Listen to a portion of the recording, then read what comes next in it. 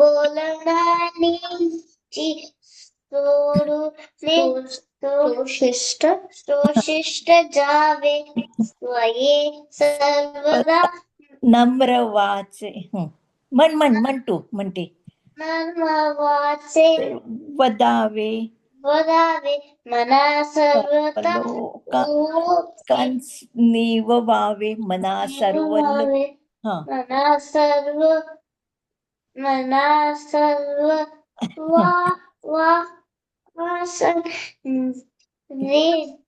पुढचं म्हण आता. दहे त्या गीता. दहे त्या गीता कीर्ती मागे उरावे मना सज्जना हिची कीर्ती धरावे मना चंदनाचे परित्वाची जावे अंतरी सज्जनानी ववावे. वंडरफुल. आता तू म्हण. म्हण तू. अनम्यूट हो आणि मग म्हण. अश्मी नाही म्हण. म्हण. नको रे मना क्रोधः खेदकारी नको रे मना कामना न विकारे नको रे मना लोभः अंगीकार नको रे मना मत्सरु दंभभारू मना श्रेष्ठ दारिष्ट जीवी धरावे मना बोलणे नीच शोषिष्ट जावे स्वये सर्वदा नम्र वाचे वदावे मना सर्व लोकांची रेणी ववावे देहे त्यागिता कीर्ती मागे उरावे मना सज्जन हेची क्रिया धरावी मना चंदनाचे परित्याजी जावे परी अंतरी सज्जनावी ववावे. वंडरफुल. आणखीन कोणाला म्हणायचं आहे? सावी म्हणते आधी. ओके चालेल. सावी.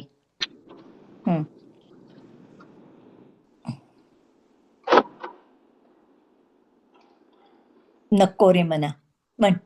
नको रे मनापासून म्हणायचं. नको रे मना. नको रे मना क्रोधः खेदकारी नको रे मना कामना न विकारे नको रे मना लोभः अंजुकारी नको रे मना मत्सरु दंभभारू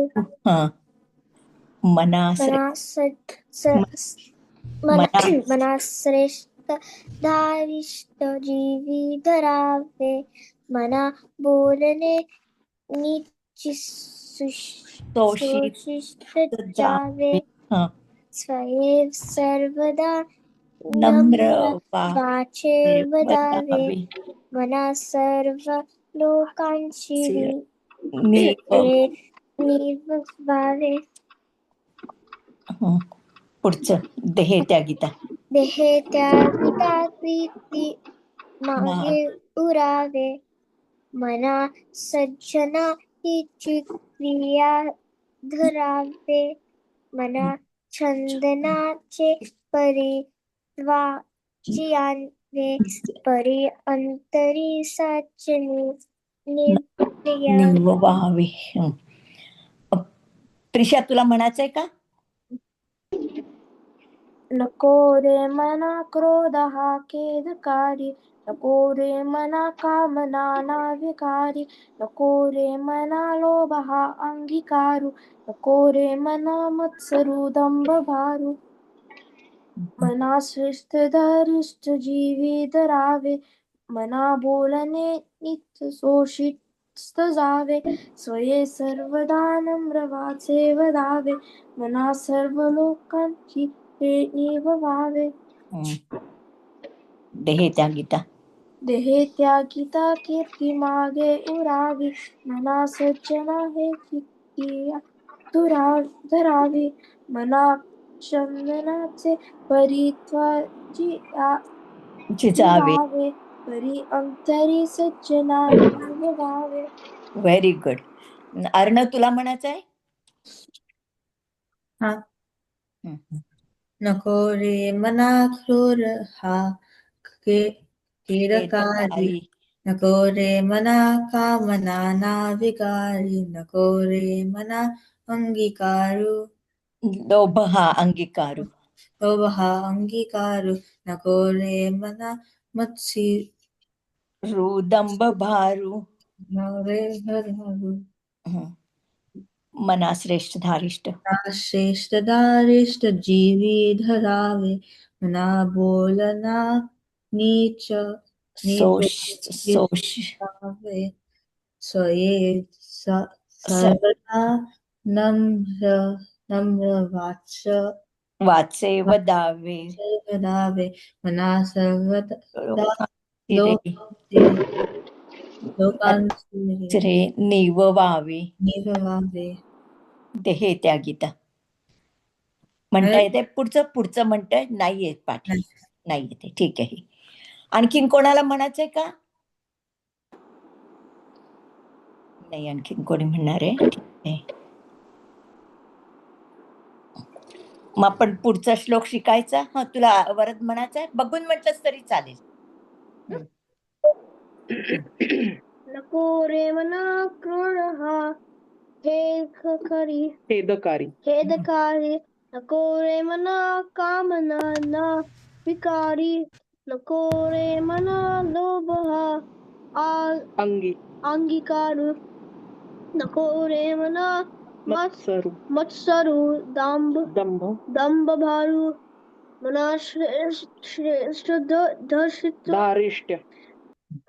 धारिष्ट जीवी धरावे मना बोलणे नीच शोषित जावे स्वये सर्वदा नम्र वाचे वदावे मना सर्व लोकांची रे निवावे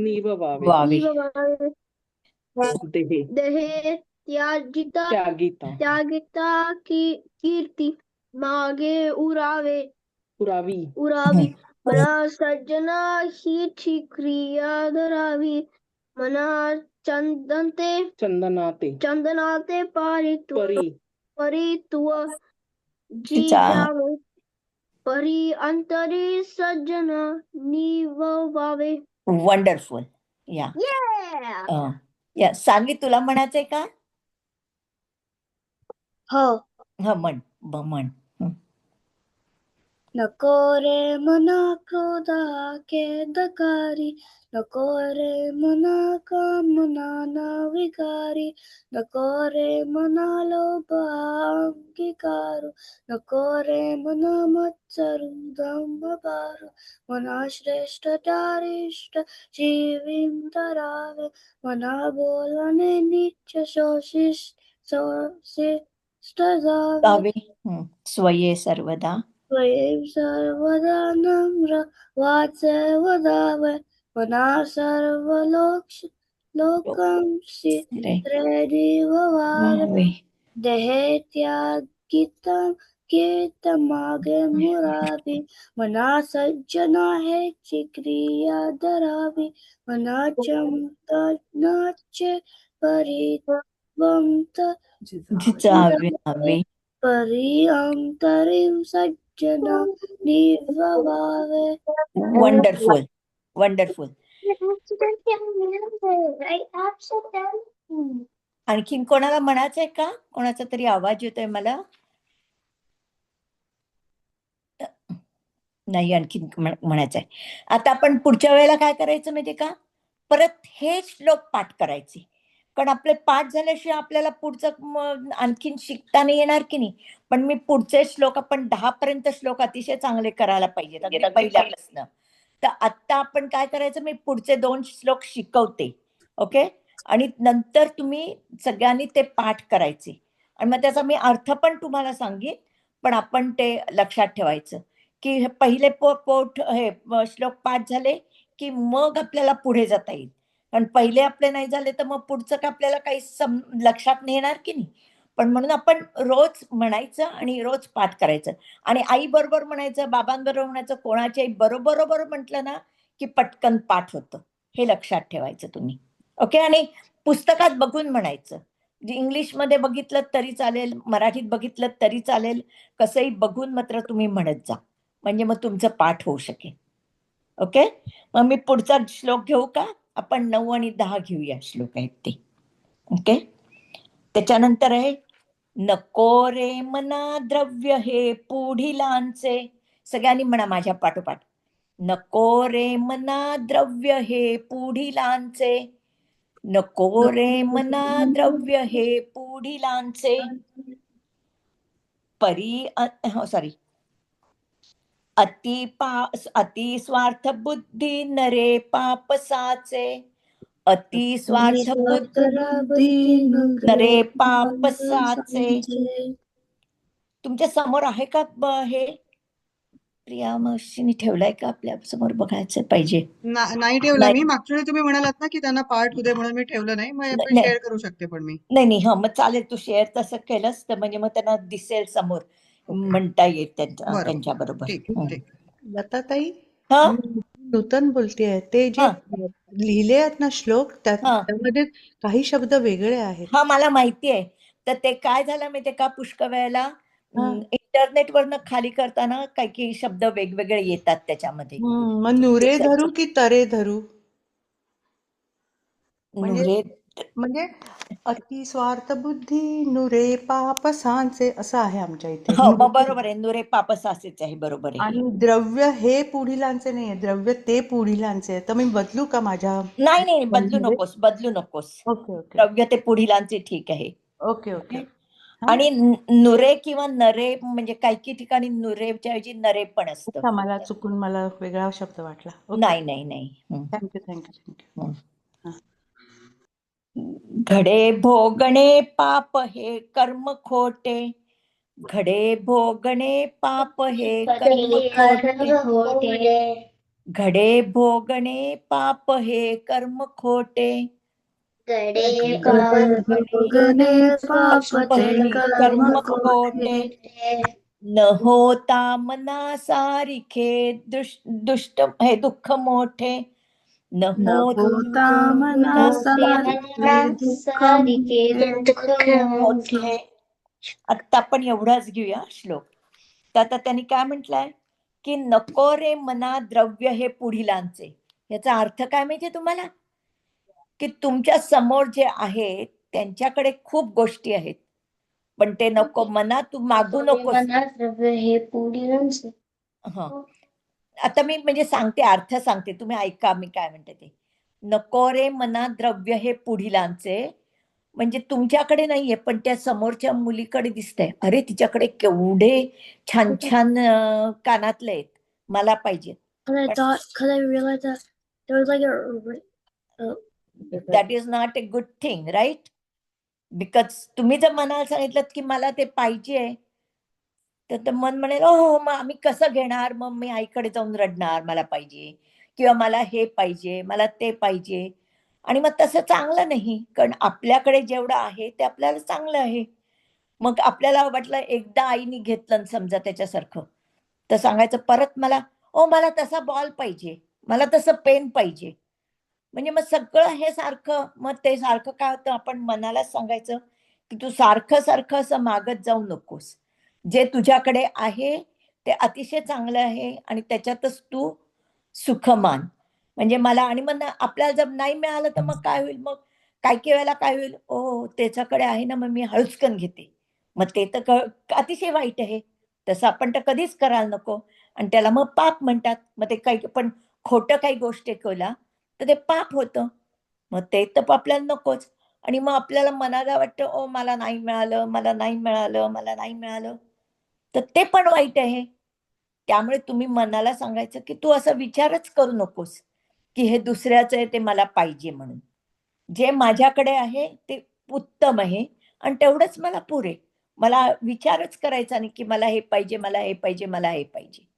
आणि तसं केल्यानंतर तुम्हाला बरं वाटेल. म्हणजे मग तुम्हाला असं वाटणार पण नाही ओ त्याच्याकडे आहे ना, वा छान आहे, लेट हिम एन्जॉय.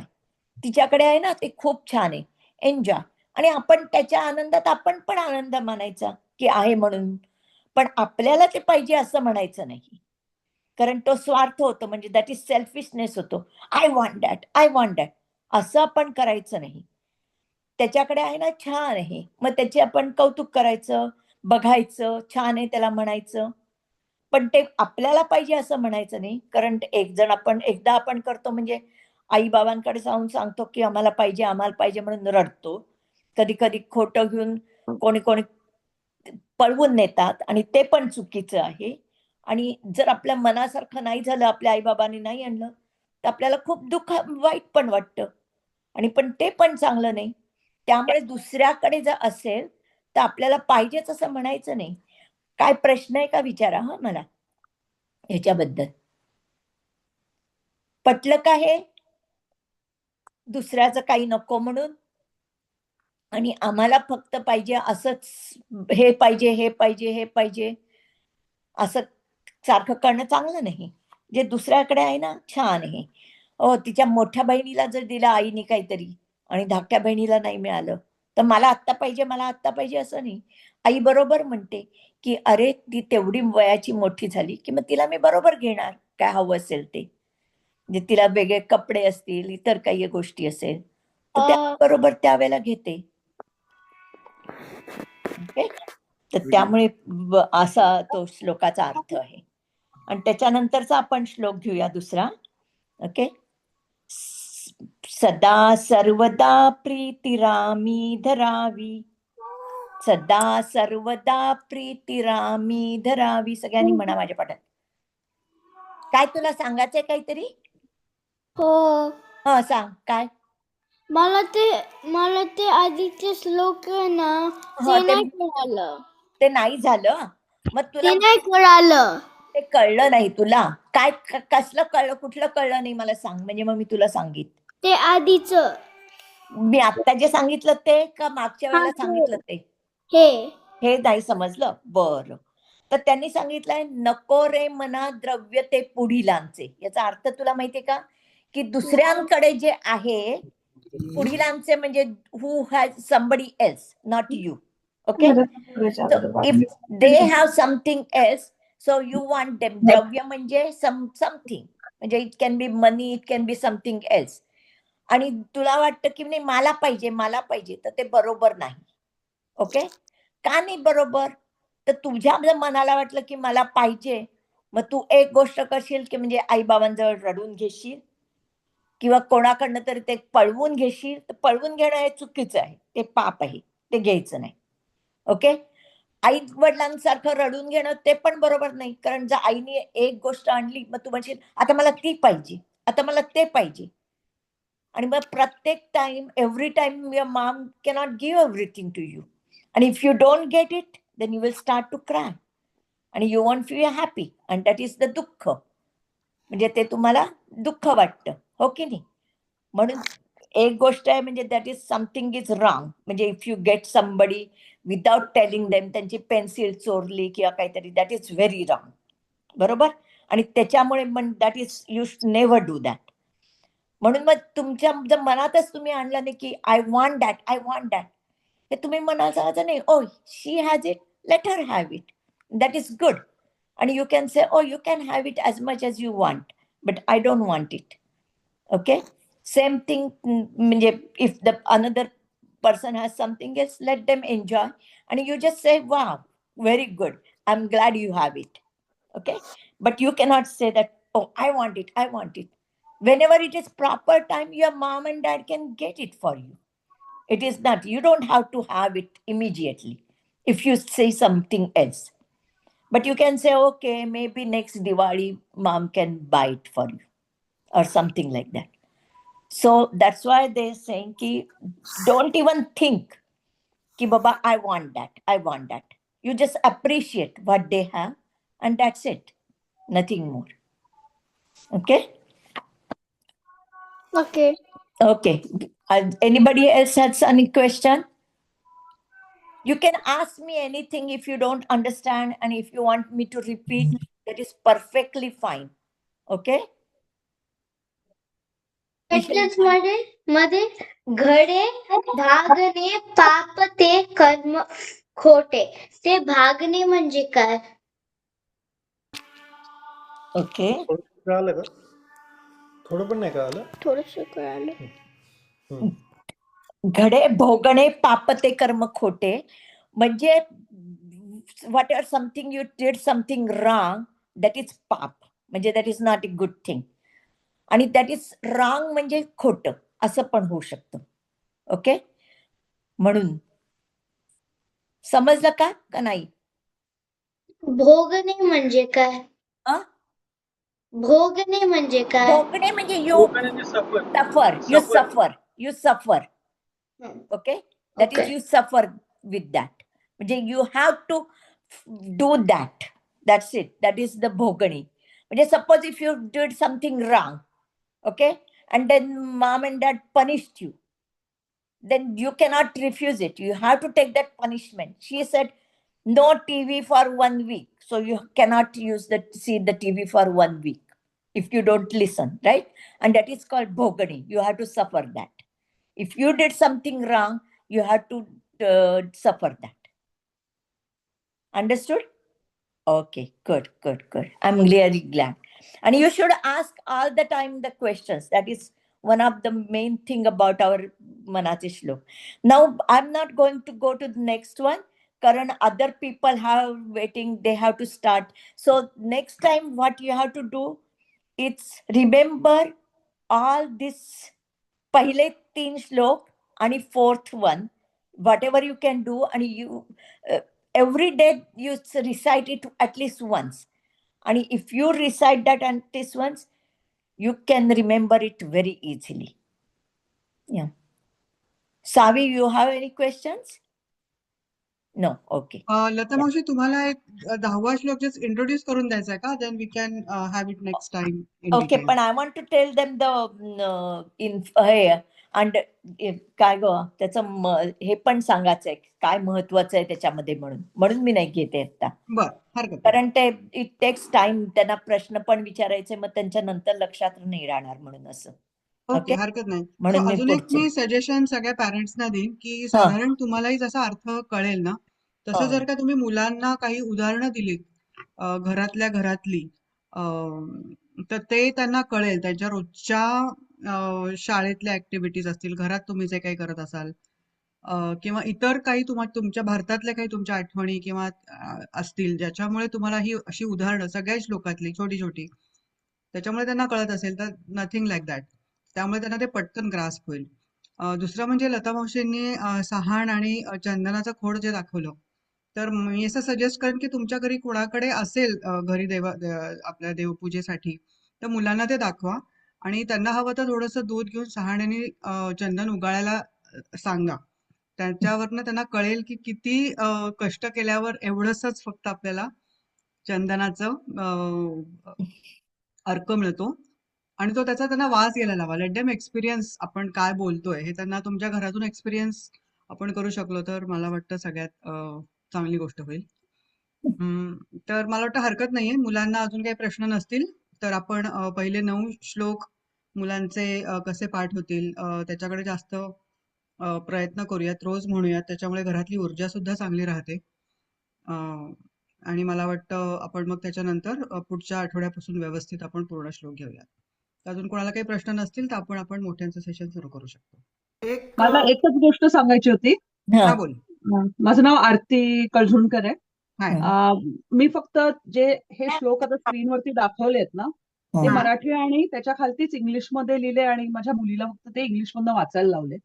आणि ते भिंतीवर म्हणजे त्याचे जे 3-3 असे जे आहेत श्लोक ते भिंतीवरती चिकटवून that's a good idea. Actually रोज तुम्ही जर का ते डोळ्यासमोर असेल तर पाठ व्हायला, किंवा ते अजून मराठी मुलं शिकत नसतील किंवा नुकतीच शिकायला लागले असतील तर ती लिपी ओळखायला, त्याचे ऱ्हस्व दीर्घ ओळखायला, किंवा ते कसं दिसतात, ते जे आपण जे शब्द बोलतोय ते कसे दिसतात हे माहिती व्हायला पण खूप मदत होते. तर ही एक खूप चांगली गोष्ट आहे आणि मला वाटतं मला आवडेल किंवा रादर सगळ्यांनाच आवडेल की तुम्ही कशा वेगवेगळ्या प्रकारे मुलांकडनं प्रॅक्टिस करून घेताय किंवा त्यांच्याकडनं पाठ करून घेताय, त्यांना समजावून सांगायचे. काय वेगळ्या आयडियाज असतील तुमच्याकडे तर ते आमच्यासोबत नक्की शेअर करा पुढच्या वेळी. आणि मला वाटतं अपर्णा म्हणाली होती की तिला सापडले नाहीत श्लोक, तर त्यासाठी माझं एक सजेशन आहे की ते सापडले नाहीत, कारण आय थिंक 6 ते 10चा वेगळा फोल्डर केलाय. हो, सगळं वेगवेगळे एकाच हो बरोबर, हा प्रत्येकाचे वेगळे सगळे फोल्डर एकाच आहे. मध्ये ठेवलं ना तर ते मग सोपं पडेल, म्हणजे की मग एकाच लिंकला गेलं की, आणि सगळ्यांच्या तुम्ही नाव खूप छान व्यवस्थित दिलेलं आहे, त्यामुळे वेगळा फोल्डर करायचं काही स्पेसिफिक हो, ऍडव्हान्टेज नाहीये. चालेल, हरकत नाही. I will try that. आम्हाला वेगळे ठेवायचे होते, पण कन्फ्युजन नको व्हायला म्हणून. पण आत्ता फॉर नाव आपण 6 ते 10चा वेगळा फोल्डर आहे त्यात आपल्या फाईलमध्ये, ग्रुप डिस्क्रिप्शन मध्ये. तर तो तुम्ही सध्या बघा आणि मला जसं मला करता येईल एक फोल्डर, तसा मी नक्की करायचा प्रयत्न करेन. हो, आणि आणखीन मला एक फक्त तुम्हाला कन्सिडरेशनसाठी सांगायचं आहे की काही यातले श्लोक आहेत ना, ते मुलांना खूप सोपे जात आहेत, कारण त्यातले बरेचसे बोलीभाषेतले शब्द तिथे रिपीट होत आहेत. काही त्यांना एकदम म्हणजे बरीच फाईट होते बरोबर ते आहे. शब्द पण कळायला. तर तुम्ही फक्त डिस्कस करून तुम्ही विचार करा की आपल्याला सलग एक ते असंच जायला हवं का, काही नॉन सिक्वेन्शियली सिलेक्ट केले तर ते मुलांना त्यांना रिलेटेबल पण जास्ती असतील आणि पाठ करायला जास्त सोपं पण जाईल. अर्थात म्हणजे तुम्ही हे घेताय, मी फक्त म्हणतोय की कदाचित हरकत नाही, बघूया आपले कोचेस हा काय म्हणतात ते बघूया. उद्देश ओळीने शिकवायचाच आहे. ओळीने नाही शिकवलं तरी चालणार आहे, कारण कुठलेही श्लोक एकमेकांवर अवलंबून नाहीयेत. ही खूप चांगली गोष्ट आहे. प्रत्येकाचा अर्थ खूप रेलेव्हंट आहे, इंडिपेंडेंटली सुद्धा. सो मी बोलते दोघांशी आणि मग आणि बघूया मग मुलांना कसं कुठलं हो सोपं हो, जातं. फक्त सजेशन आहे, आम्हाला काहीही चालेल, thank you.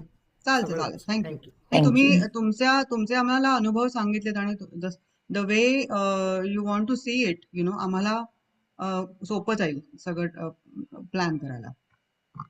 So thank you so much. आणि आपण आता परागदादांना विनंती करूया की ते पुढचा सेशन घेतील. तर आपल्याकडे आपले सगळे नेक्स्ट बॅच रेडी झाली आहे. आता सो आपण फक्त कंटिन्यू. मी एवढंच सांगते की सगळ्या हा, मुलांना, छोट्या मुलांना जायच्या आधी आम्ही फक्त नमस्कार. हं, जय जय रघुवीर समर्थ असं म्हणायचं आणि मग बाय.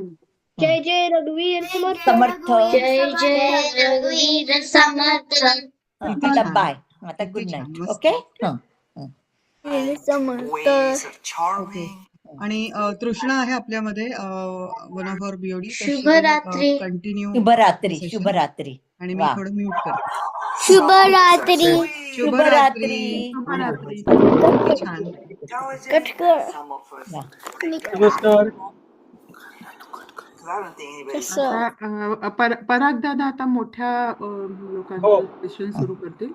हं. हो, नमस्कार. शुकासारिखे कुणाला येतं का, कोणी म्हणू शकेल तो श्लोक?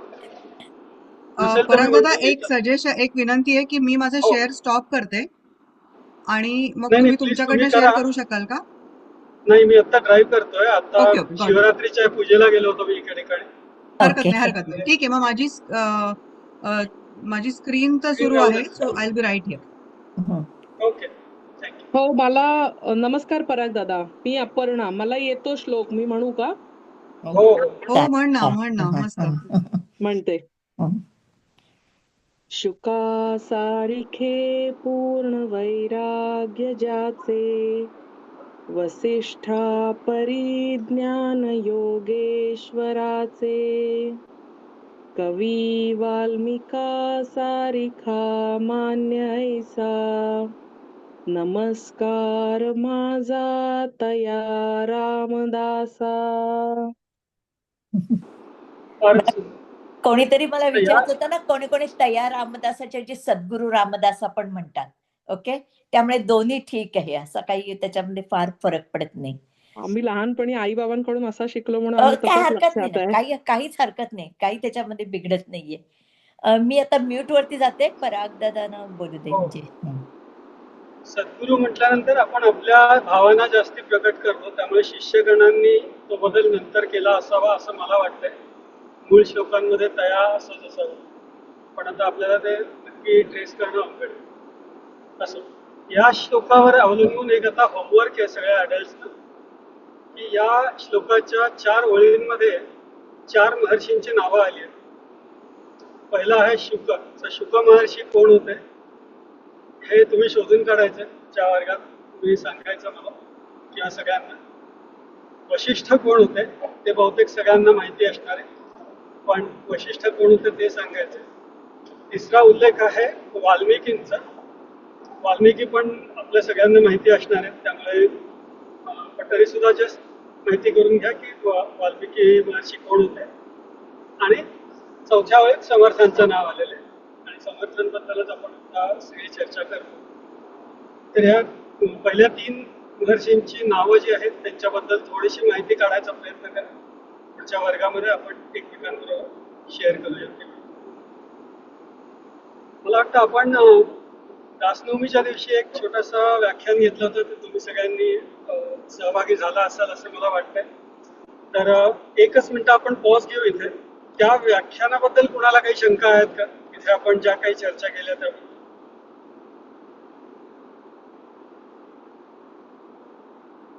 ठीक आहे, मी नाही असं अजून करतो. पराग आपण त्यावेळेला आपण मी बोलते लता, मी एवढंच सांगते त्यावेळेला अशी गंमत झाली होती. तू म्हणतास की त्यावेळेला जे समर्थ रामदास आहेत ते भक्ती बरोबर शक्तीचा त्यांनी उल्लेख केला होता. तर त्यावेळेला माझ्या नवऱ्याने मला सुचवलं की त्यांच्याबरोबर त्यांनी युक्ती पण शिकवलेली आहे आणि त्याच्यामुळे मुक्ती पण मिळेल. तर ह्या दोन्ही गोष्टी पण त्याच्यात ऍड करायला हरकत नाही तसं.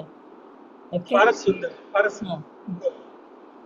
आणि त्यांची युक्ती जी आहे ती त्यांनी राजकारणावर ज्या काही शिकवणी दिल्या आहेत त्याच्यात खूप सुंदर दिसून येते. किंवा इव्हन व्यवहारकरण म्हणजे आपल्या दैनंदिन जीवनासाठी जे त्यांनी गोष्टी सांगितल्या त्याच्यामध्ये पण ती युक्ती अगदी व्यवस्थित दिसून येते. पण खूपच छान, मला आवडलं हे म्हणजे युक्ती आणि शेवटी मुक्ती. धन्यवाद. ठीक आहे, आता आपण जे पहिले श्लोक शिकलेले आहे त्याचा एकदा आपण पुनरुच्चार करूया. जर परत तुमच्यापैकी कुणाला येत असतील तर सगळे श्लोक एकदा म्हणून. शक्यतो एकेकाने एक म्हटला तर चांगलं आहे, म्हणजे सगळ्यांना संधी मिळेल. गणाधीशपासून सुरुवात करा. मला स्क्रीन दिसत नाहीये त्यामुळे कृष्णाताई तुम्ही ठरवा किंवा सांगते. unmute पहिल्यांदा करून.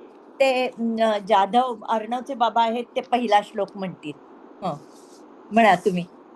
अनम्यूट करून म्हणा. ओके. माहित नाही, म्हणजे मी जस्ट आलो आणि नाही, बसलोय. काही हरकत नाही. पहिला श्लोक म्हणा तुम्ही. गणाधीश जो स्क्रीनवरती श्लोक 8 म्हणून आहे ना? नाही, तो नाही. गणाधीश जो पहिला अगदी सुरुवातीचा आहे तो म्हणा. अगदी सुरुवातीचा. मी अर्णवकडून घेतो जरा, सॉरी. नाही, काय हरकत नाही. मग तुम्ही दुसरा म्हणा, मी पहिला येतो ते मोहोळकर आहेत त्यांना म्हणायला सांगते. Okay. Let me share if I can. हो, मोहोळकर तुम्ही म्हणा. पहिला म्हणा. गणाधीश जो ईश सर्व गुणांचा, गुणारंभ आरंभ तो निर्गुणाचा, नमो शारदा चत्वार गमो पंथ अनंत या राघवाचा. वंडरफुल. त्याच्यानंतर आपण तू आहेस नंतर. एक मिनिट. एक मिनिट. चत्वारी वाचा म्हणजे काय, कुणाला आठवत आहे का? चार वाचा आपल्या. कुठल्या 4 वाचा? पश्यंती वैखरी, वैखरी आणि एक आहे ना चौथी आतली. परा पश्यंती बरोबर. परा पश्यंती, मध्यमा आणि वैखरी. मध्यमा आणि वैखरी म्हणजे आपण बोलतो ना बडबडती. हो, ठीक आहे. पुढचा श्लोक मी अपर्णाला म्हटलं होतं ते अपर्णा तू म्हणते. मना सज्जना भक्ती पंथेची जावे, तरी श्री हरी पाविजे तो स्वभावे.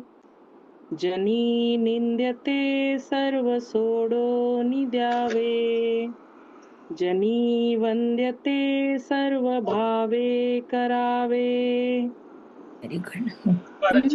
Do you see my screen? I'm sharing, I think. Lata मी म्हणू? हो नाही पराग काही सांगायचं असेल तर म्हणून मी थांबले ते. स्क्रीन दिसतेय हा, तृष्णा, हा. स्क्रीन ठीक आहे ना? दिसतेय. हा मग तू म्हण मेघा. प्रभाते मनी राम चिंतित जावा, पुढे वैखरी राम आधी वदावा, सदाचार थोर हा सांडून येतो, जनी तोचितो मानवी धन्य होतो. वंडरफुल. याच्यावर आपण चर्चा केली होती की भगवत प्राप्तीचं किंवा आपलं जे ध्येय आहे की ध्येय प्राप्तीचा विचार त्याच्याबद्दलचे शब्द आपल्या मुखावर कायम असले पाहिजे. म्हणजे थोडक्यात आपल्या सबकॉन्शियस माइंड ज्याला आपण म्हणतो त्याच्यामध्ये सतत हेच आपलं जे ध्येय आहे त्याबद्दलचेच विचार आले पाहिजे. आणि ते ध्येय आपल्याला मिळवण्यासाठी ध्येयपूर्तीसाठी अनुचित मार्गाचा वापर करू नये, योग्य मार्गानेच ते मिळवावं. ठीक आहे, पुढे. त्याच्यानंतर मी जाधव आहेत त्यांना. मना वासना दुष्ट कामा नये रे, मना सर्वथा पाप बुद्धी नको रे, मना धर्मता नीती सोडू नको हो, मना अंतरी सार विचार राहो. वंडरफुल. या पराग काही विचारायचंय? ठीक आहे, मी आपला विचार हे नाही सांगितलं नाही, हरकत नाही. त्याच्यानंतर आरती आहे. हो आहे मी इकडे. हा म्हणता येईल का तुला? 5वा श्लोक आहे. मना पाप संकल्प सोडून द्यावा, मना सत्य संकल्प जीवी धरावा, मना कल्पना ते नको विषयांची, विकारे घडे हो जानी सर्वाची जनी सर्वची. ओके. याच्यामध्ये पहिल्या 2 ओळीमध्ये संकल्प शब्द आला. संकल्प म्हणजे काय कुणाला माहितीये का?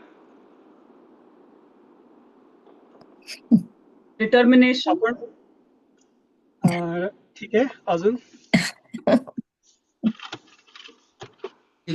आपण कुठली पूजा सॉरी बोला. आपण काय करण्याचं जेव्हा ठरवतो तो संकल्प. बरोबर, म्हणजे आपला रिझॉल्व ऍब्सोल्यूट रिझॉल्व जो असतो. आणि आपण जेव्हा कुठल्याही प्रकारची पूजा करतो, घरी सत्यनारायण असेल किंवा कुठलीही पूजा, तर त्याच्यात आधी आपण संकल्प करतो. कारण आपण काय करतोय हे आपल्याला माहिती पाहिजे. त्यामुळे तो संकल्प असा असतो की मी काय करतोय, कधी करतोय, कुठे करतोय आणि कशासाठी करतोय.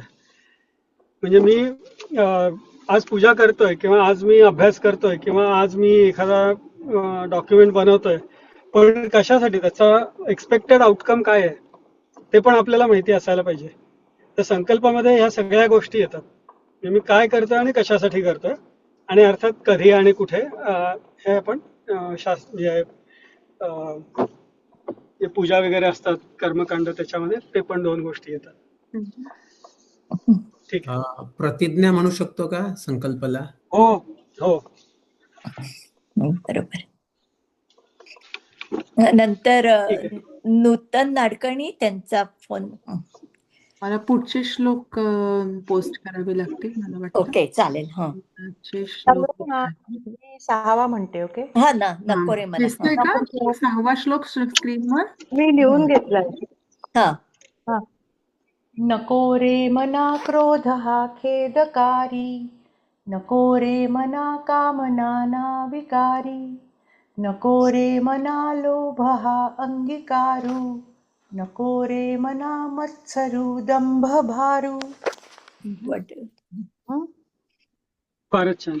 याच्यामध्ये काम शब्द आपण बरेचदा ऐकणार आहे. कामचा अर्थ काय कुणाला आठवते का?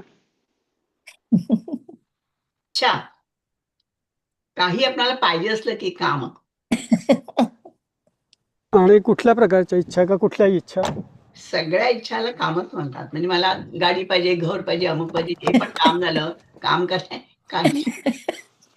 मोक्ष पाहिजे, भगवत प्राप्ती पाहिजे, हे पण काम होईल का? नाही, हे मला येत नाही. तर मटेरियल डिझायर्स किंवा मटेरियल डिझायर्स आणि त्याच्यापेक्षा महत्वाचं म्हणजे सेन्शुअल डिझायर्स. आपले जे सेन्स ऑर्गन्स असतात त्याच्याशी रिलेटेड ज्या इच्छा असतात त्याला काम जनरली म्हटलं जातं. ठीक आहे, पुढे. पुढे आता मग नुसतं आयफोन दिसतंय, नंतर माधवचं आहे. Madhav, you can say next one.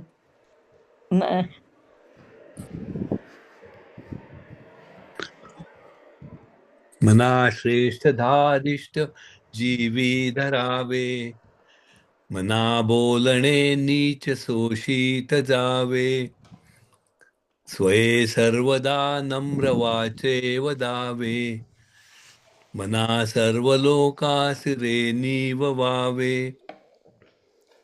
फारच छान. आता हे प्रॅक्टिकल आहे का, की कुणी माझ्याशी कसंही वागलं, उद्धटपणे बोललं, शिव्या दिल्या, आरडाओरडा केला, तरी मी मात्र शांत राहायचं? हे कसं काय?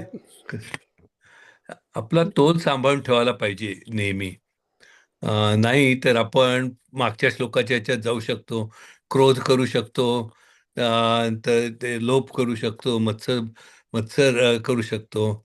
तर ते शक्य नाहीये, म्हणजे सोपं नाहीये, पण ते करावं असं त्यांनी शिकवलंय.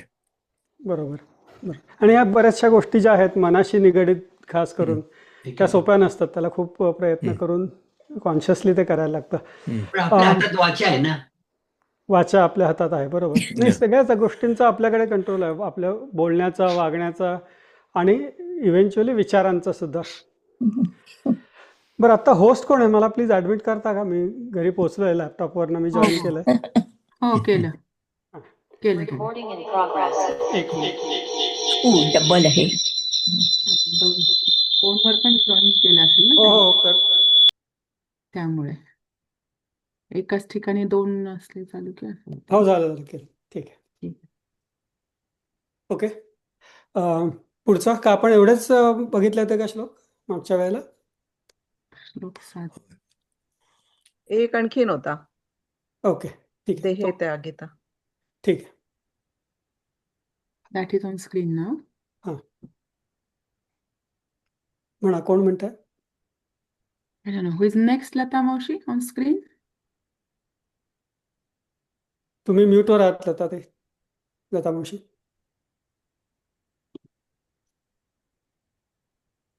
लता मावशी, तुम्ही म्यूटवर आहात.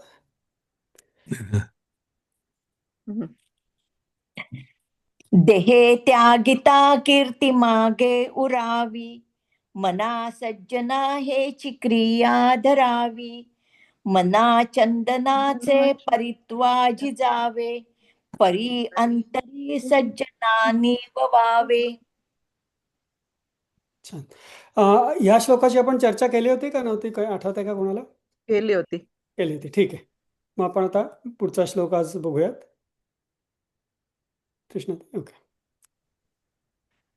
नको, मी एक एक ओळ म्हणतो, माझ्या मागे तुम्ही सगळ्यांनी 2दा म्हणा. नको रे मना द्रव्य ते पुढिलांचे, नको रे मना द्रव्य ते पुढिलांचे, नको रे मना द्रव्य ते पुढिलांचे, अति स्वार्थ बुद्धी नुरे पापसाचे, अति स्वार्थ बुद्धी नुरे पापसाचे, अति स्वार्थ बुद्धी नुरे पापसाचे, घडे भोगणे पापते कर्म खोटे, घडे भोगणे पापते कर्म खोटे, घडे भोगणे पापते कर्म खोटे, न होता मना सारिखे दुःख मोठे, न होता मना सारिखे दुःख मोठे, न होता मना सारिखे दुःख मोठे. आता याच्यामध्ये त्यांनी काय म्हटलंय, की आपण मनाला सांगतोय की द्रव्य ते पुढिलांचे. पुढिलांचं म्हणजे दुसऱ्याचं, म्हणजे तो काय प्रत्यक्ष आपल्या समोरच कोणी व्यक्ती किंवा एखादी वस्तू असायला पाहिजे असं नाही, पण दुसऱ्या कोणाचं तरी द्रव्य, आणि द्रव्याचा शब्दशः अर्थ पैसे असा होतो, परंतु संदर्भाप्रमाणे त्याचा अर्थ कुठलीही गोष्ट, दुसऱ्याची कुठलीही गोष्ट आपल्याला हवीशी वाटू नये. आता ह्याच्यामध्ये खरं तर हा श्लोक आपल्या प्रगतीच्या आड येतोय का? जर माझ्या शेजाऱ्यांनी नवीन गाडी घेतली आणि मला वाटलं की मलाही नवीन गाडी हवी आहे, तर तसं वाटणं चुकीचं आहे का? आपण त्याची वस्तू आपण घेत नाहीयेत ना. कारण काय आहे, की तुम्ही तुमची मनाची व्यथा वाढवता त्याच्यामुळे. म्हणजे वाटणं चुकीचं नाहीये, पण त्याच्या दृष्टीने पॉझिटिव्ह इम्पॅक्ट जर झाला तर तो चांगला आहे, पण त्याचा निगेटिव्ह इम्पॅक्ट झाला तर तो चुकीचा आहे.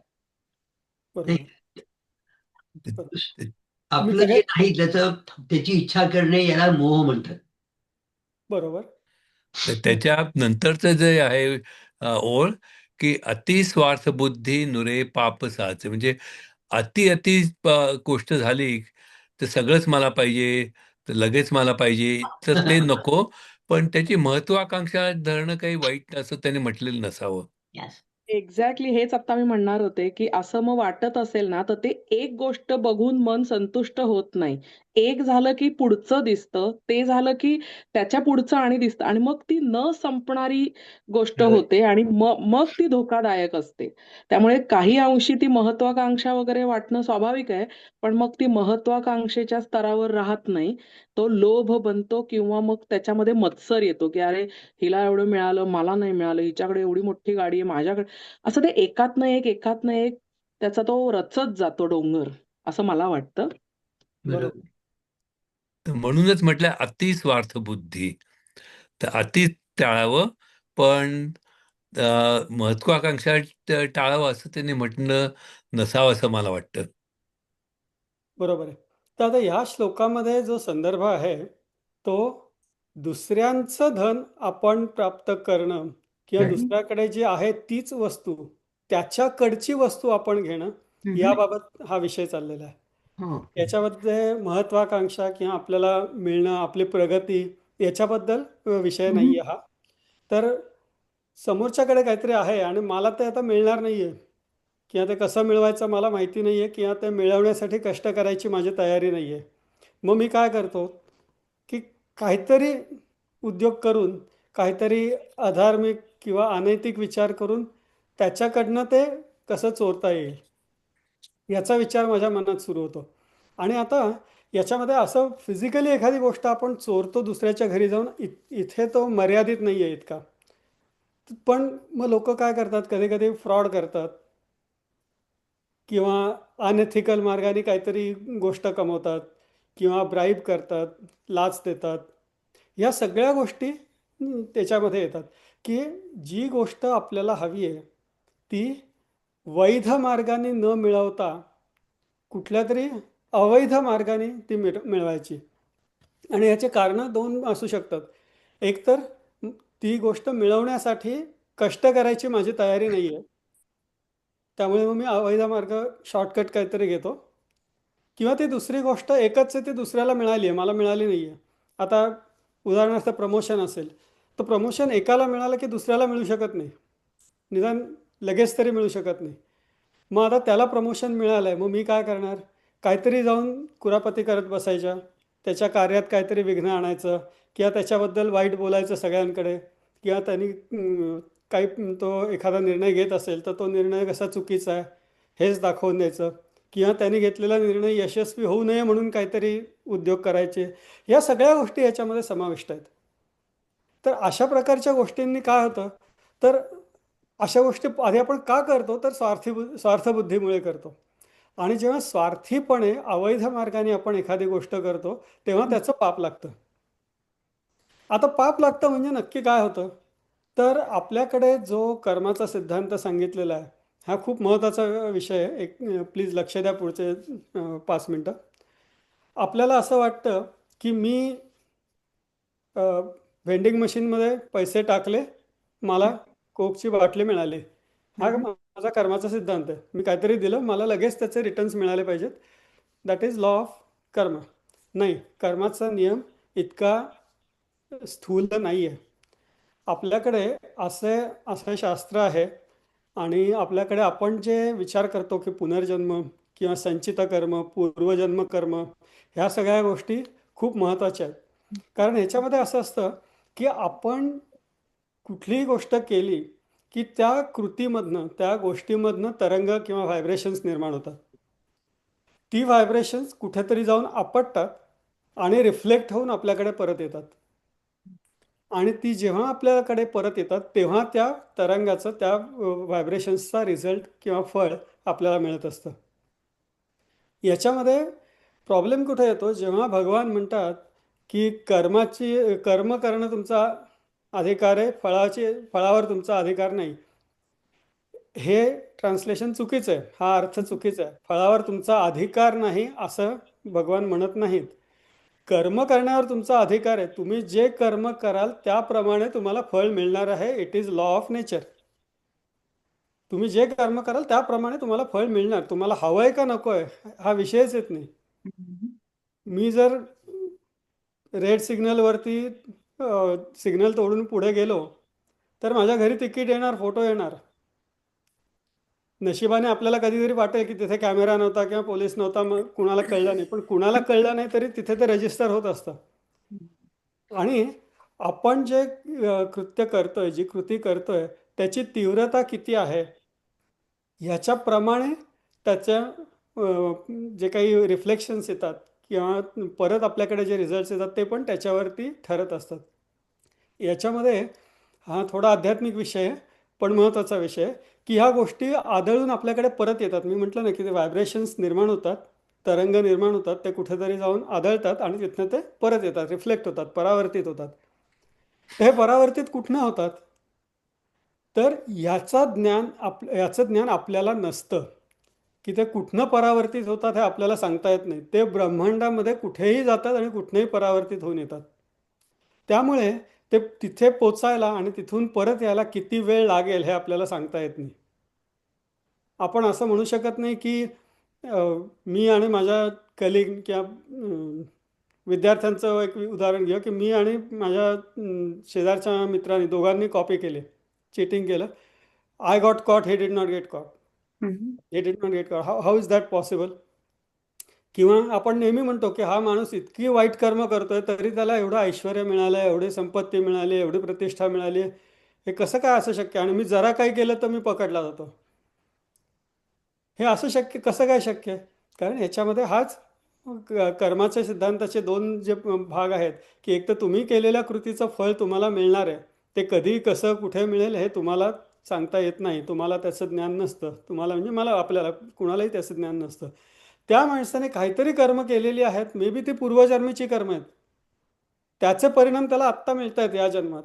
आणि या जन्मात तो जे वाईट करणार आहे त्याचे वाईट परिणाम त्याला निश्चित भोगायला लागणार आहेत. 2 वर्षांनी असतील, 10 वर्षांनी, 50 वर्षांनी किंवा पुढच्या जन्मात. पण ते त्याला त्याच्यातनं त्याची सुटका नाही. आणि हे चांगल्या कर्मांच्या बाबतीत पण तसंच आहे आणि वाईट कर्मांच्या बाबतीत पण तेच आहे. त्यामुळे जेव्हा आपण स्वार्थबुद्धीने एखादी गोष्ट करतो, अवैध मार्गाने एखादी गोष्ट करतो, तेव्हा त्याचं पाप आपल्या खात्यात जमा होतं. आणि ते जमा झालं की ते विड्रॉ आपल्याला करायलाच लागतं. नुसतं डिपॉझिट होऊन ते थांबत नाही. आणि ते विड्रॉ 2 प्रकारे करता येतं.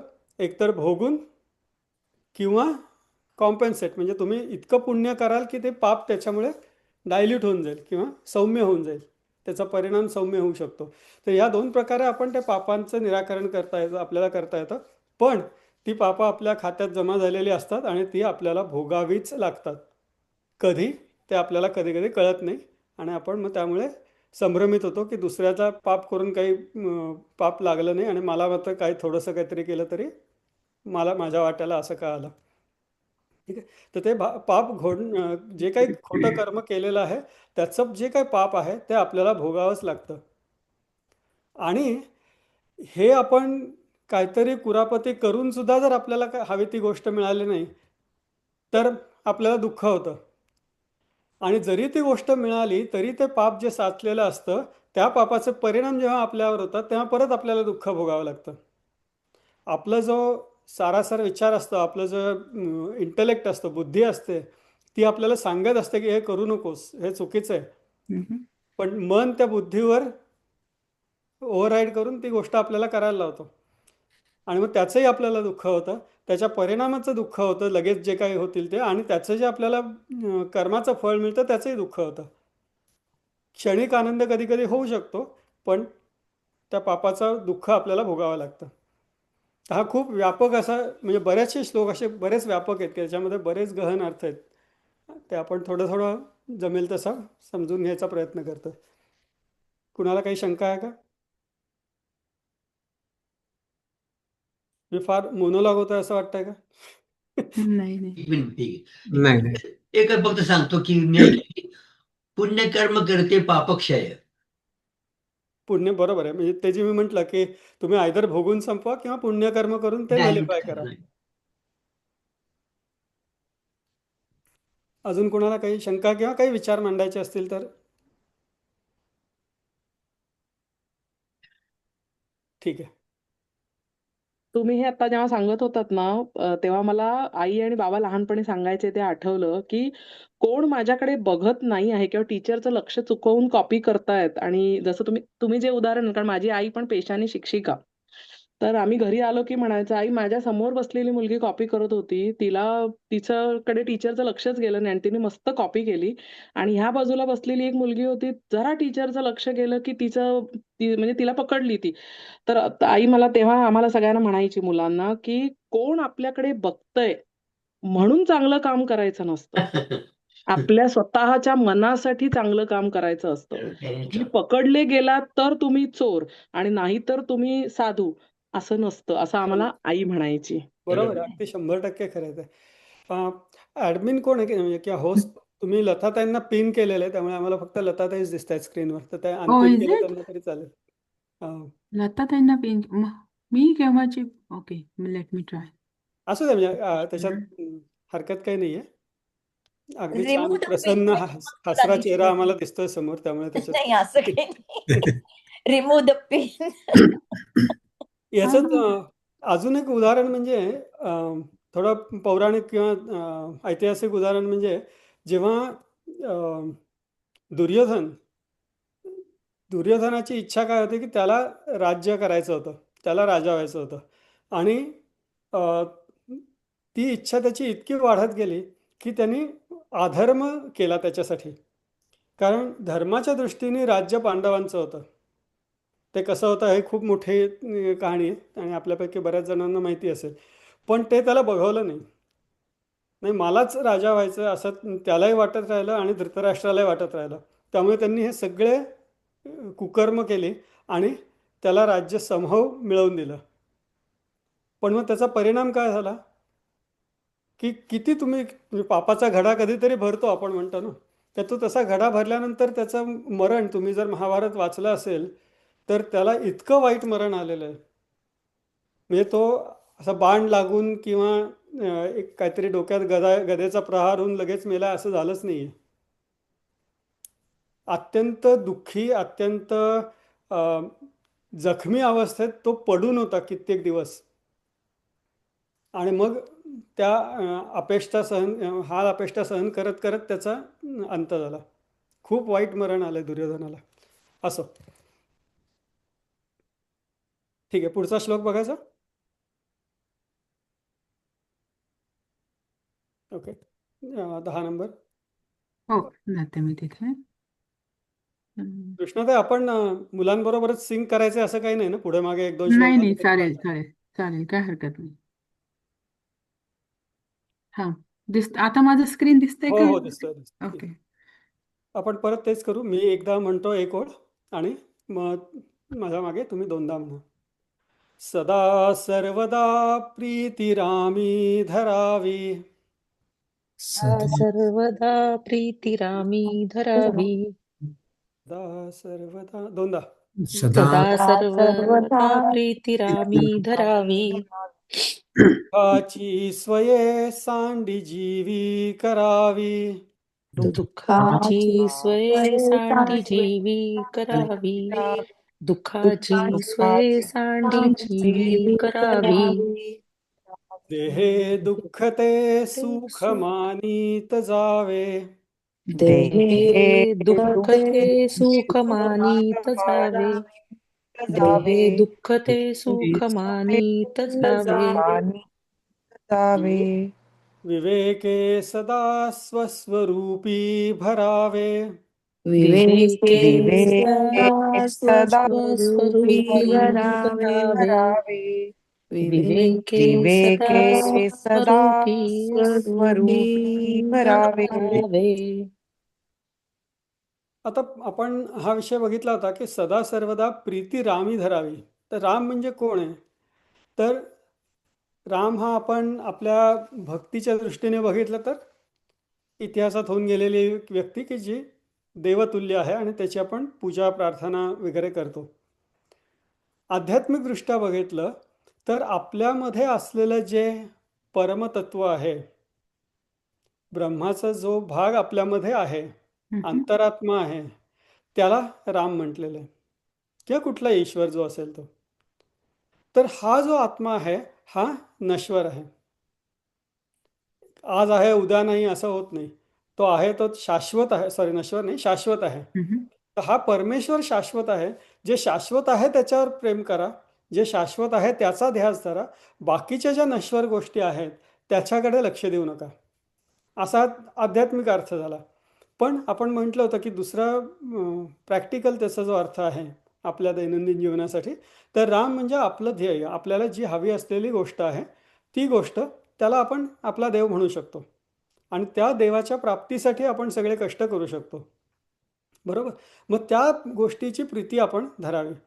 आता प्रीती धरावी, हा प्रीती जो शब्द आहे ना, हा खूप महत्त्वाचा शब्द आहे इथे. तो महत्त्वाचा अशासाठी आहे की आपण असं नाही म्हटलं की ते रामाची तुम्ही कास धरा, रामाची भक्ती करा, याच्यावर नाही. त्यांनी प्रीती हा शब्द इथे खूप महत्त्वाचा वापरला आहे. याचं उदाहरण घेण्यासाठी आपण असं म्हणू, तुमच्यापैकी बहुतेक जणांना लहान मुलं आहेत असं मी गृहीत धरतो, नसेल तरी तुम्हाला रिलेटेबल असेल हा प्रसंग, की जेव्हा आपलं मूल अगदी तान्हं असतं, काही महिन्यांचं असतं, आपलं त्या बाळावर निस्सीम प्रेम असतं. जगातली कुठलीही गोष्ट आपल्या आणि त्या आपल्या बाळाच्या मध्ये येऊ शकत नाही. बरोबर. मग आता आपलं जेव्हा त्या बाळावर प्रेम असतं तेव्हा त्या बाळाची सगळी काळजी आपल्याला असते.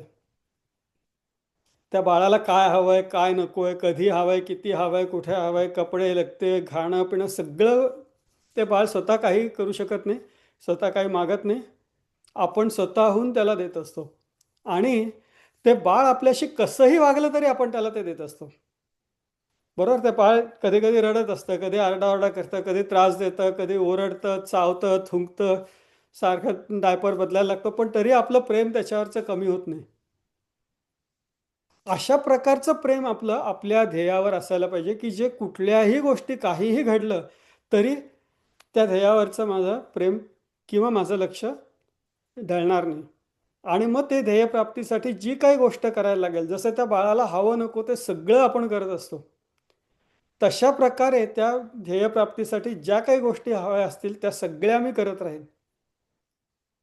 म्हणून प्रीती हा शब्द इथे खूप महत्त्वाचा त्यांनी वापरलेला आहे. आणि प्रेमपूर्वक. आणि दुसरं म्हणजे प्रेम असलं की चिडचिड होत नाही. आपल्या तान्ह्या बाळावर कधीतरी आपण एखाद मिनटं चिडतो, पण दिवसभरात आपण जर बघितलं तर 24 तासात मे बी आपली एक 10 मिनटं, 15 मिनटं, 1 तास चिडचिड होते, बाकी सगळ्या वेळ आपलं त्याच्यावर निस्सीम प्रेम असतं. तर अशा प्रकारे प्रेमाने आपण आपला जो मार्ग आहे तो चालत राहायचा, प्रसन्न मनाने चालत राहायचा, हव्या त्या सगळ्या गोष्टी करायची तयारी ठेवायची. आणि ह्या मार्गावर चालत असताना दुःख येणार नाहीत का? दुःख येणारच. कधी कधी काय हव्या त्या मनासारख्या गोष्टी घडत नाहीत, कधी उशीर होतो, कधी आपल्याला हवं तर साधन मिळत नाही, कधी आपले प्रयत्न कमी पडतात, कधी इतरांचं सहकार्य कमी पडतं, अनेक गोष्टी घडतात आणि या सगळ्या गोष्टींमुळे आपल्याला दुःख होतं. मग दुःख झाल्यावर काय करायचं? दुःख सांडी जीवी करावे. सांडी म्हणजे सोडून द्यायचं. जीवी म्हणजे आपण स्वतःने त्या दुःखाची सांडी करावी किंवा ते दुःख सोडून द्यावं, विसरून जावं. अर्थात परत एकदा हे म्हणायला सोपं आहे, करायला अवघड आहे. पण मनाच्या श्लोकांचा हेतू हाच आहे की हे श्लोक आपण परत परत परत परत परत म्हणत राहिलो तर आपलं माइंड प्रोग्रामिंग होतं त्यामुळे. आणि ते माइंड प्रोग्राम झालं की ह्या गोष्टी आपोआपच घडत जातात. आपल्याला त्याच्यासाठी वेगळे कष्ट काही करावे लागत नाही. आपल्या ध्येयमार्गावर असताना आपल्याला अडथळे येतात, त्याच्यामुळे जसं दुःख होतं तसंच आपल्याला शारीरिक दुःखसुद्धा होतं, शारीरिक कष्टसुद्धा भोगायला लागतात. म्हणजे आपण उदाहरण म्हणून बघितलं तर जेव्हा पांडुरंगाची वारी असते, त्या वारीला सगळ्या वयाचे वारकरी चालत जात असतात, ऊन पाऊस तहान भूक कसलाही विचार न करता. त्यांना शारीरिक कष्ट होत नसतील का? हम्म. होतच असतात ना. हो. पण त्या कष्टांमध्ये सुद्धा त्यांना सुख वाटत असतं. हम्म. किंवा आपण जेव्हा जिमला जातो तेव्हा शारीरिक कष्ट होतात का? होतात. जिमवरनं आल्यावर ते आपले हात दुखतात, पाय दुखतात, अंग दुखत असतं. पण त्याच्यातही आपल्याला सुख असतं, कारण आपल्याला माहिती आहे की हे आपण कुठल्या तरी मोठ्या ध्येयासाठी घेतलेले कष्ट आहेत.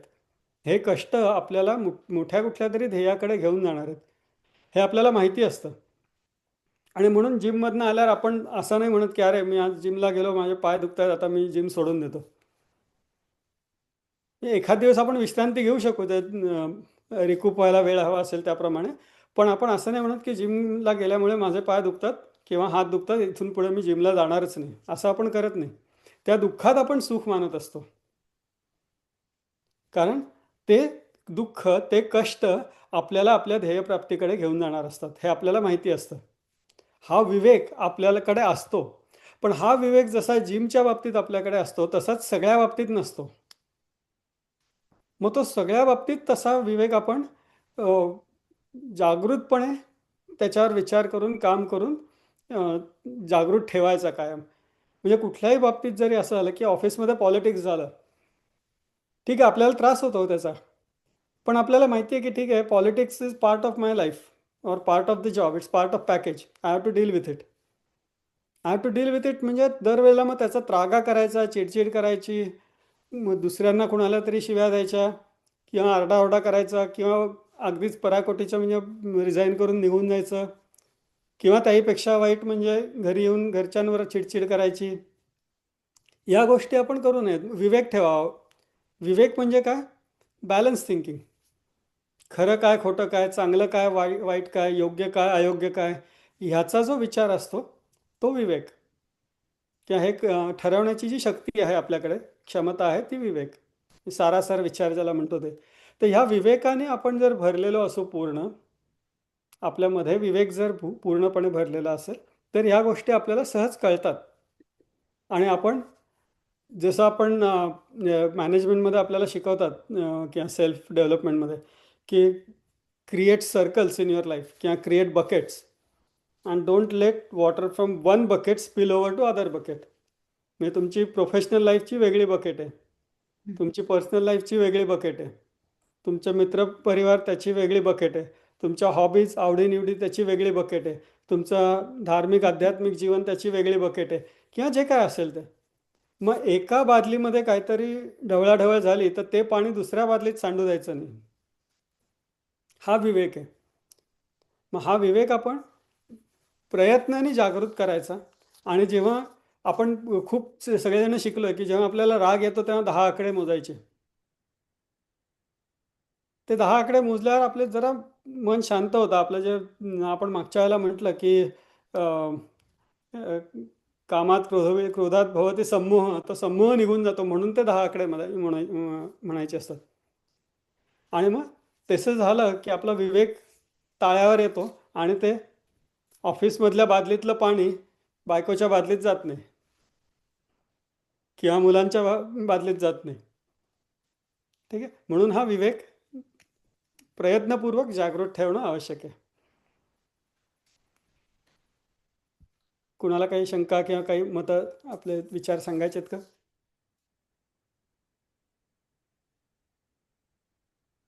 यात आता शब्दशः अर्थ घ्यायचा आहे का? देह दुःख ते सुख मानित जावे.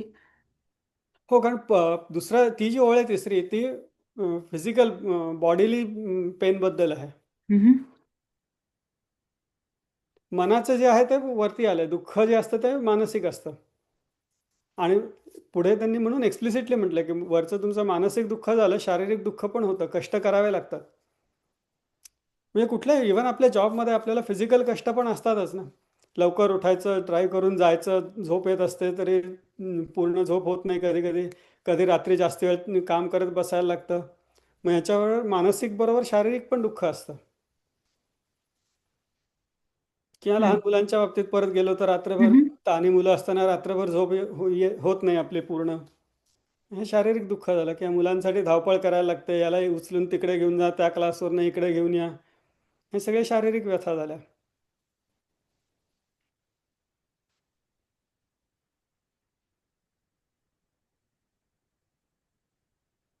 पण सकाळी मुलांना आपण उठवतो आणि मुलं उठत नाहीत, हे मानसिक दुःख झालं. आरडाओरडा करतो आपण आणि ते उठत नाहीत तरी सुद्धा, किंवा नाही, मनासारख्या गोष्टी घडत नाहीत.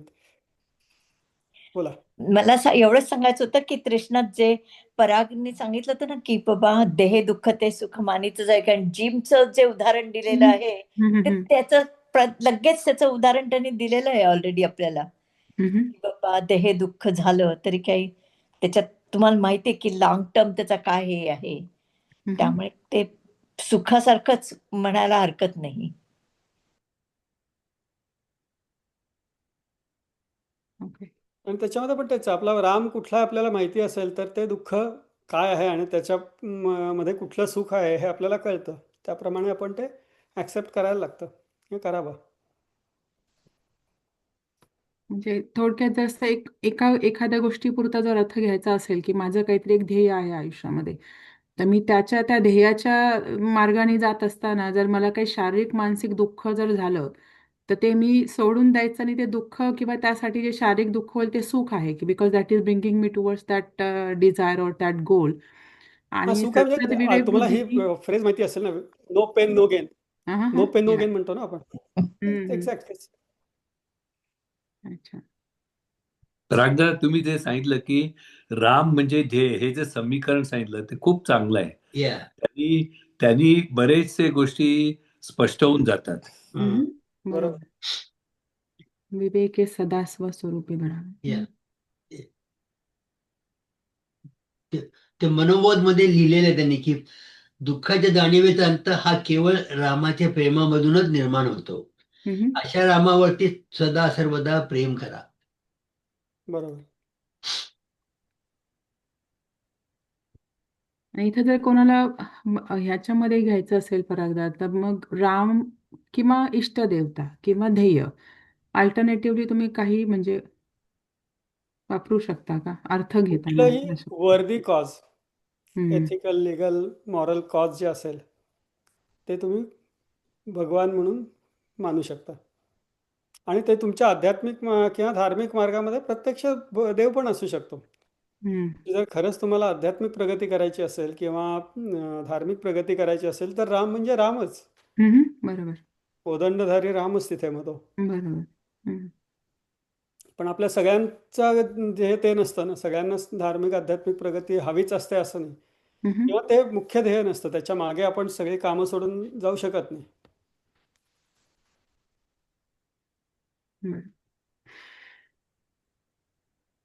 थँक्यू. अजून कोणाला काही विचार मांडायचे आहेत किंवा प्रश्न आहेत? याच्या बाबतीत उदाहरण मांडायचं म्हणजे हे जे स्वातंत्र्यवीर होऊन गेले, त्यांना ध्येय हे स्वातंत्र्य होतं, त्याच्यात कितीतरी अफाट कष्ट सोसावे लागले. फार सुंदर उदाहरण. अगदी. वीर सावरकर आपल्याला माहीतच आहे ते किती त्यांनी कष्ट सोसले. तर ते सुखासारखंच मानत ते गेले आणि त्यांनी शेवटी त्यांचे प्रयत्न सोडले नाहीत. हेच त्या श्लोकामध्ये सांगायचं आहे. बरोबर. खूप छान उदाहरण आहे. आपले सगळे स्वातंत्र्यवीर जे होते, सेनानी होते, किंवा इव्हन आत्ताचे जे सैनिक असतात जे सीमेवर लढतात, बरोबर आहे. त्यांना त्यांचा राम माहिती असतो. त्यामुळे ते सुखानं म्हणजे आपण पाहिले सुखानं फाशी गेलेले अगदी भगतसिंग किती तर त्यांनी सांगितलं, ते फडकेंनी सांगितलं त्याप्रमाणे ते सगळे लोक बघितले की तुम्हाला कळतं की त्या सगळ्यांना राम गवसला होता.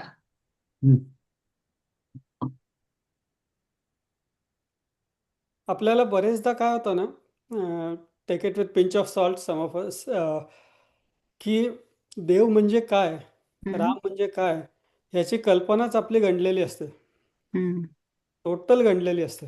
म्हणजे केवळ देवासमोर बसून देवदेव करायचं म्हणजेच देव किंवा म्हणजेच धर्म किंवा म्हणजेच अध्यात्म, हे आपण जे शिकलेलो आहे ना, हे अगदी साफ चुकीचं आहे माझ्या मते.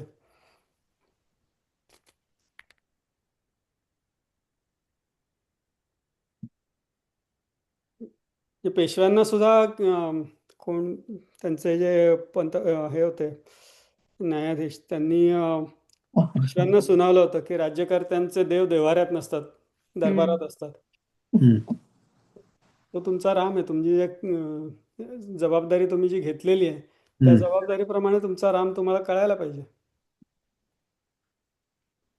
मला जस्ट असं म्हणजे एक वाटतं की आधीच्या काळात त्यांनी देवदेव करा हा का सांगितला असेल, का तर बाबा त्या निमित्ताने तुम्ही कुठेतरी ध्यान धरून बसता आणि तुम्ही स्वतःचा विचार करता किंवा तुम्ही त्या एका शक्तीचा विचार करता, म्हणून ते बहुतेक एक काहीतरी प्रतिकृती असावी म्हणून ते देवासमोर बसणं आणि त्यांची भक्ती करणं किंवा पूजा करणं हे त्या मागचं रिझन असावं असं मला वाटतं. 100% खरं आहे. पण ते कशासाठी करायला पाहिजे हे आपण विसरतो, की मनःशांती असायलाच पाहिजे आणि ध्यानधारणेने मनःशांती मिळते. काही वादच नाही त्याच्यामध्ये. तुम्ही सकाळी जर मनापासून रोज पूजा केली तर तुमचा दिवस चांगला जातो, तुमचं मन शांत होतं. पण ते बरोबर. शांत कशासाठी करायचं? शांत करून त्याच्याकडनं काय हवंय आपल्याला? तो पुढचा भाग आपल्याला माहिती नसतो. हा ते तर म्हणजे ऑफकोर्स म्हणजे जसं तुम्ही म्हणताय तसं की जर ज्याला खरंच अध्यात्माची ओढ आहे आणि त्याला त्याच्या डायरेक्शन मध्ये पुढे जायचंय, तर त्याच्यासाठी ते एक ध्यान धरण्यासाठी आहे. किंवा मी आज जॉब करते, मला पुढचा माझा दिवस चांगला गेला पाहिजे, मला आज ऑफिसमध्ये माझे जे काय माझ्या टास्क आहेत दिवसभरात मला कंप्लीट करायच्यात, त्यासाठी मला एक पॉझिटिव्ह एनर्जी मला पाहिजे किंवा माझ्यामध्ये तो सकारात्मक आला पाहिजे. ऑफकोर्स प्रत्येक कंपनीमध्ये प्रत्येक ठिकाणी तुम्हाला म्हणजे पॉझिटिव्ह निगेटिव्ह गोष्टी असतात. तर मला माझ्या कालचा दिवस कसा गेला किंवा माझ्या कालच्या काही गोष्टी ज्या चुकीच्या नाही म्हणता येणार, त्याच्यामध्ये मला ज्या पटल्या नाहीत त्याच गोष्टी आज मी त्याच विचारांनिशी जर आज मी ऑफिसमध्ये गेले तर मी आज त्या पॉझिटिव्ह मोडमध्ये मी नाही करू शकणार. म्हणून मला तो पॉझिटिव्ह ऍटिट्यूड ठेवायचा आहे असं. किंवा काल माझा जास्त छान पॉझिटिव्ह ऍटिट्यूड होता, तोच मला आज कॅरी करायचा आहे. तुम्ही पहिले जे म्हणालात ते दुःखाची सोय सांडी जीवी करावी, तेच आहे की ज्या वाईट गोष्टी घडल्या आहेत, ज्याच्यामुळे तुम्ही निगेटिव्ह झाला आहात किंवा निगेटिव्ह ऍटिट्यूड आहे, तो सगळा सोडून द्या तुम्ही. बरोबर. म्हणून मला असं वाटतं की त्या काळामध्ये प्रत्येक गोष्ट आपण आजही म्हणतो की ही सायन्सला धरून आहे, फक्त तेव्हा त्यांना सायन्स समजत नव्हतं लोकांना, म्हणून मग ते देव कर्म किंवा पूजा ह्या गोष्टी मला वाटतं लावलेल्या असतील. नाही वृषाली, त्यांना सायन्स माहिती नव्हतं असं नाहीये. नाही अगदीच देवांना माहिती होतं, म्हणजे किंवा ज्यांनी लिहिलं त्यांना माहिती होतं, पण सर्वसामान्य माणसांना माहिती नव्हतं म्हणून. बरोबर. आणि काय झालं कधीतरी एका त्या प्रवासामध्ये असं कळलं की सगळ्यांना समजून सांगत बसणं हे फार कष्टाचं आहे. त्याच्यापेक्षा आपण जर असं म्हणतो ना की हे शास्त्र आहे किंवा आपल्या धर्मात असं सांगितलं असं करा, की लोक गपचूप करतात. त्याचा फायदा जो व्हायला पाहिजे तो त्यांना होतोच. बरोबर पण बरोबर. त्याचा जास्ती जर विस्तृत फायदा आपल्याला हवा असेल, त्याचा फायदा आपल्याला करून घ्यायचा असेल, तर काय करतोय कशासाठी करतोय हे समजलं तर अजून छान फायदा त्याचा होतो. बरोबर, अगदी बरोबर. ठीक आहे, 9:30 वाजलेत. मला वाटतं आज थांबायचं का आपण इथेच? चालेल. परत एकदा शुकासारखे दुसरं कोणीतरी म्हणू शकाल का? मी म्हणू. हो म्हणू. म्हणू तो श्लोक नाहीये, पॉवर पॉइंट मध्ये नाहीये. म्हणू. हो हो म्हणू. शुका लिखे पूर्ण वैराग्य ज्याचे, वसिष्ठा परी ज्ञान योगेश्वराचे, कवी वाल्मिक सारिखा मान्य ऐसा, नमस्कार माझा सद्गुरु रामदासा. जय जय रघुवीर समर्थ. होमवर्क लक्षात ठेवा बरं का सगळ्यांनी. ऋषींबद्दल खूप खूप छान वाटलं पण आज. नेक्स्ट टाइम होमवर्क काय गेलेला आहे तो सुद्धा आपण विचारूया. म्हणजे परागदादा किंवा लता मावशीने विसरलं तर तुम्ही आठवण करून द्यायची की हो, सर मी तुम्ही आठवण होमवर्क करून केलेला द्या. आहे. चालेल, ठीक. हरकत नाही. नमस्कार. धन्यवाद. आणि हे जे शिकलो परागदादा तुमच्याकडून आम्ही, त्याच्यावर मनन चिंतन थोडंसं विचार करून आणखी काही उदाहरणं त्यात आयुष्यातले जोडता येतील का? मग पुढच्या वेळी असले तर मग शंका घेऊन येऊ तुमच्यासाठी, की मला हे जे हो. समजलं की खरं आहे का, असंच आहे का? आणि काय आहे ना, मी जे सांगतोय तेच सगळं बरोबर आहे असंही नाही. जसं आता वृषालीताई म्हणाल्या, त्यांनी एक थोडा वेगळा पर्स्पेक्टिव्ह आणला आणि तो पण महत्त्वाचा आहे. तर मी सांगतोय म्हणजे तुम्ही ते मान्यच करायचं असं काही नाहीये. तुम्ही मला सांगा की तुम्ही म्हणताय हे पूर्ण चुकीचं आहे. I will be happy. आपण डिस्कस करून की मला करेक्ट करतात किंवा वेगवेगळे पर्स्पेक्टिव्ह कळतात, वेगवेगळे पर्स्पेक्टिव्ह दृष्टिकोन असतात. कळतात. बरोबर बरोबर. तुमचा बरोबर. अनुभव वेगळा, माझा वेगळा. तुम्ही बरोबर. एका दृष्टिकोनातून वेगळे बघू शकता. माझा दृष्टिकोन वेगळा असू शकतो. पण आपण जॉईन होतो एकाच पॉइंटला की हा हे जमलेलं आहे. हम्म. महत्वाचं. ठीक आहे. चालेल. मग आपण आता बंद करूया सेशन आणि हो, भेटूया हो. पुढच्या या. रविवारी. धन्यवाद आणि शुभरात्री. नमस्कार. धन्यवाद. धन्यवाद. शुभरात्री. धन्यवाद. प्रिया, थँक्यू. कोणीतरी मला अगं सांगितलं की त्यांना जॉईन नाही होता आलं. मला काय समजलं नाही, पण बर. somebody said they couldn't join, म्हणजे मला अच्छा. मग मेसेज त्यांनी पाठवला. रजिस्टर केलं नसेल आणि ते ग्रुपमध्ये नसतील तर त्यांना नसेल हे नाही मी ऍक्सेस. या आणि मला सुद्धा कोणीतरी मेसेज केला होता तर त्यांना मी पर्सनली ईमेल व्हॉट्सअप लिंक पाठवलं. पाठवली. पण ओके, आपल्या ग्रुप डिस्क्रिप्शन मध्ये व्हॉट्सअपची लिंक आहे.